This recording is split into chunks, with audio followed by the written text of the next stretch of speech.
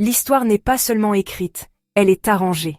Les mêmes histoires, les mêmes mots, mais une fin complètement différente. Et si la façon dont un livre est organisé pouvait changer la façon dont toute une religion voit le monde? Et si déplacer une seule prophétie à la fin d'un livre pouvait changer le cours de l'histoire? Ce soir, on plonge au cœur de l'une des différences les plus négligées, mais pourtant des plus puissantes, entre le Tanakh juif et l'Ancien Testament chrétien.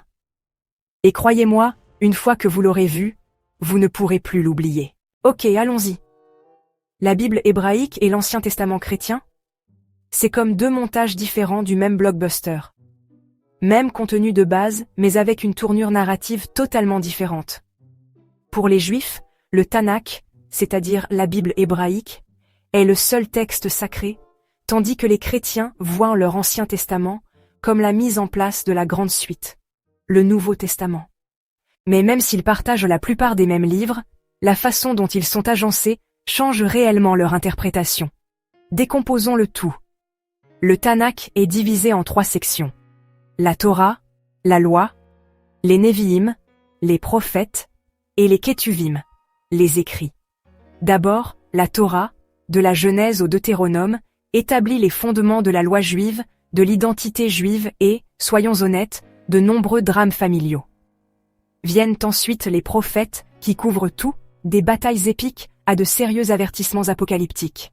Et enfin, les écrits, qui sont un mélange de poésie, de philosophie et d'histoire, bref, la section des grands penseurs. Maintenant, les chrétiens ont gardé ces livres, mais les ont réorganisés en 4 catégories. Le Pentateuque, identique à la Torah, les livres historiques, comme les rois et les chroniques, les livres de sagesse, psaumes, proverbes, etc., et les livres prophétiques, qui clôturent l'Ancien Testament. Et c'est là que les choses deviennent intéressantes. La Bible juive se termine par les chroniques, ce qui laisse l'histoire sur une note d'espoir, ouverte, concernant le retour à la terre promise. L'Ancien Testament chrétien?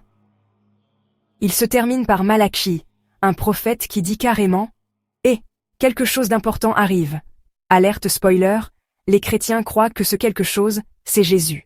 Et si cela ne suffisait pas à pimenter les choses, il y a aussi un débat sur le nombre de livres. Le Tanakh juif compte 24 livres, tandis que l'Ancien Testament protestant en compte 39.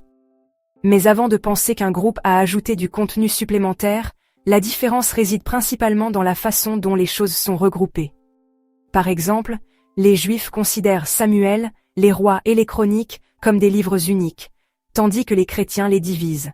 Et ne me lancez même pas sur les canons catholiques et orthodoxes, qui ajoutent encore plus de livres. Suspense théologique. Une grande partie de cette division remonte à la Septante, une ancienne traduction grecque des écritures hébraïques, que les premiers chrétiens ont adoptée, mais que les érudits juifs ont plus tard rejetée. C'est ainsi que nous nous sommes retrouvés avec 2 canons différents façonnant 2 perspectives différentes sur Dieu, la prophétie et l'histoire. Pour les Juifs, le Tanakh raconte une histoire complète d'alliance et de sagesse, tandis que les chrétiens voient dans leur Ancien Testament comme le premier acte d'un plan beaucoup plus vaste. Et c'est pourquoi le même livre, simplement réorganisé, peut conduire à des visions du monde totalement différentes. Je vous laisse en discuter dans les commentaires.